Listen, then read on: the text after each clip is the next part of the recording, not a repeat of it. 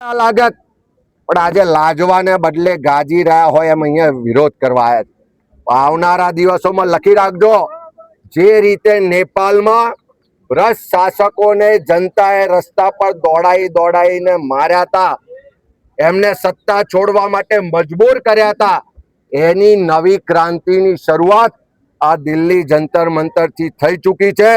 આખા દેશના લોકો નરેન્દ્ર મોદીનો પણ જવાબ માંગશે, જનરલ ડાયર અમિત શાહનો પણ જવાબ માંગશે, ધર્મેન્દ્ર પ્રધાને રાજીનામું આપવું પડશે અને જે લોકોએ અત્યાચાર કર્યો છે એની સામે કાર્યવાહી પણ થશે। આજ ગુજરાતમાં પણ એક એક ગલીએ ગલીએ આ વાતને લઈ જઈશું, એક એક વ્યક્તિ એનો જવાબ માંગશે, એક એક વ્યક્તિ આ જે બર્બરતાથી અત્યાચાર થયો છે એનો આવનારા સમયમાં જવાબ પણ આપશે।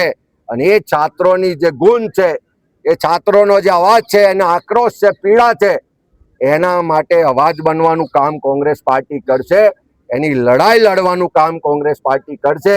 અને જે રીતે રાહુલજીના નેતૃત્વમાં આખા દેશમાં શરૂઆત થઈ છે, હું માનું છું કે આ નવી આઝાદીની લડાઈ છે।